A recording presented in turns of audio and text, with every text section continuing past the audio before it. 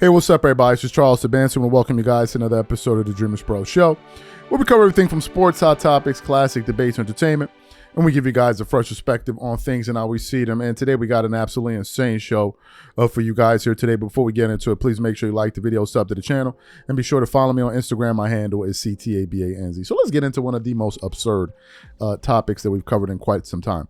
So as you guys know, we've been producing a lot of content surrounding Bronny James. And Bronny hasn't really been good this season, right? As a matter of fact, if you look at his numbers last year with the biggest sample size of more games played, he played better. He played better.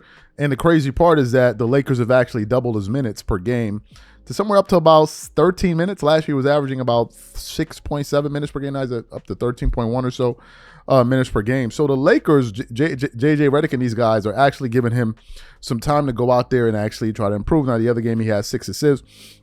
But it's safe to say that Bronny is not a rotational player. Something we've all made abundantly clear, especially me here on this channel. I know others have as well. And I said that, look, given the fact that I'm going to be covering the Lakers this season, I made it crystal clear. If the goal is to win, we can't abide by the nonsense and the tomfoolery. If the goal is about winning, I don't want to be connected to all of this foolishness where Bronny will get a lob dunk and it becomes headline news. No. I don't want to hear about all this. But that's why I was stunned when JJ said this summer that they see him playing a significant role on the Lakers. I'm like, what are you talking about? A significant role? Like, this is absolute madness. Well, one of the clutch guys, Nick Wright, apparently has been following this story as well. And he seems to be absolutely fed up of some of the things that people have been saying about Bronny James because they feel like they've been picking on him unfairly.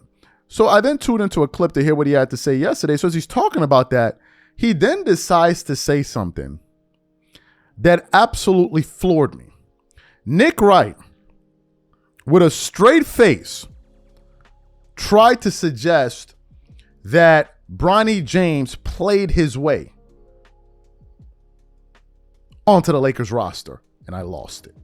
So for those of you who didn't hear what Nick had to say, I want to play for you now, and I'm going to come back and continue on the show. Take a listen to Nick right here. Here's the deal. And this is a little about Bronny, and this is more about media criticism.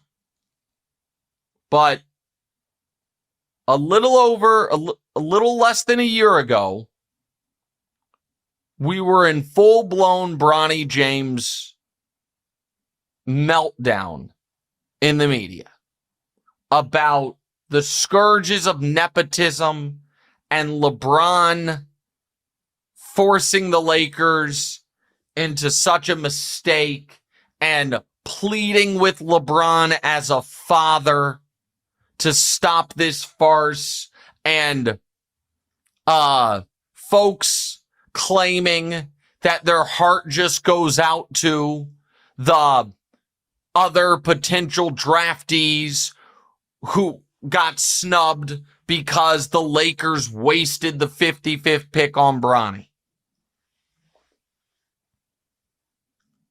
And now, the last 2 games, the Lakers, who are super shorthanded, Sunday night, were in a tight game with Miami, played Bronny in crunch time.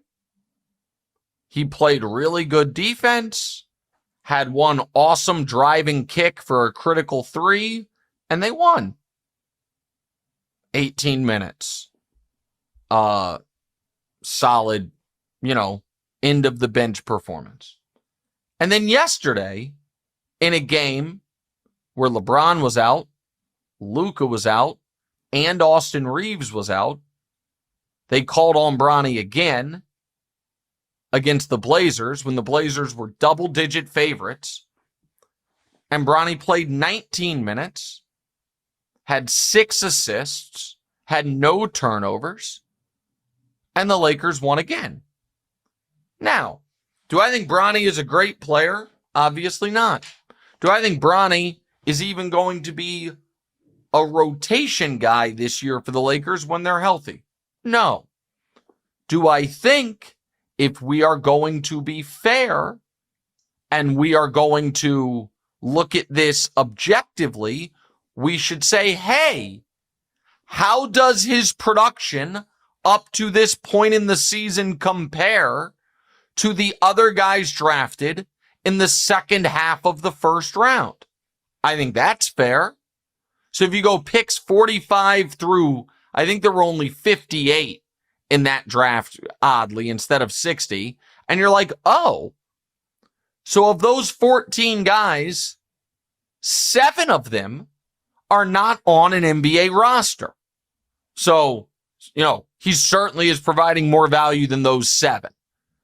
Of those 14 guys, only Quentin Post, Jamal Shead, and Cam Spencer have played more minutes. Okay. Of those 14 guys, only Jamal Shead and Cam Spencer have more assists.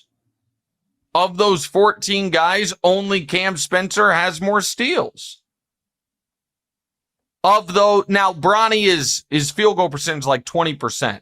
He hasn't shot much, but I think he's, I think he's 2 for 11 on the season. So obviously he's not shooting the ball well. He's not shooting the ball much.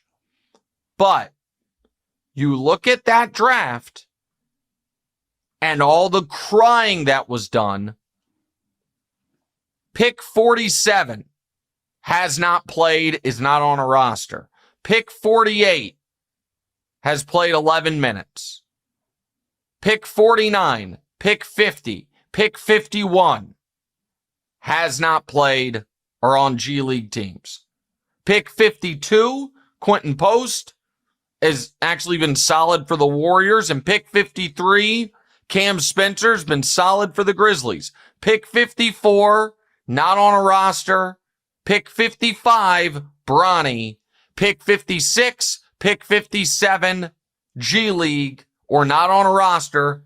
And pick 58, Huck Porty, apologies, has played 40 minutes for the Knicks and has been given, slightly less production than Bronny, right in line with it.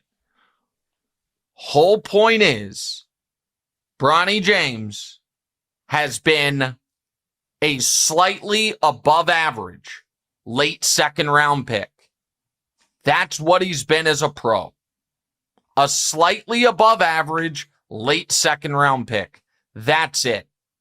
And the folks that used him as a cudgel because they hate LeBron should be embarrassed. So you heard what Nick Wright had to say. Nick Wright cannot be serious. He cannot even be.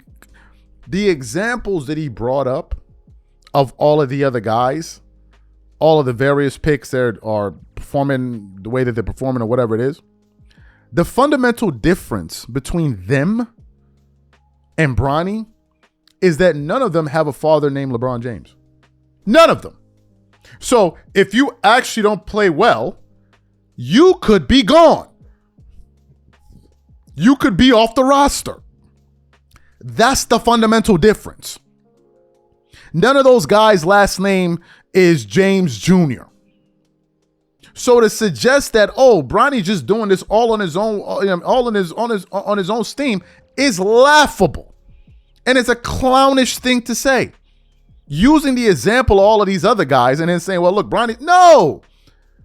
Those guys could be averaging 0.1 points per game, but if their father's LeBron James, they're going to be on the roster.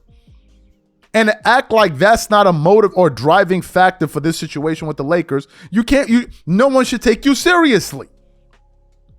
This is the problem with the Nick Wrights. They say this stuff with a straight face. Maybe because Nick Wright, maybe I don't know. Maybe I need to grow a beard or something.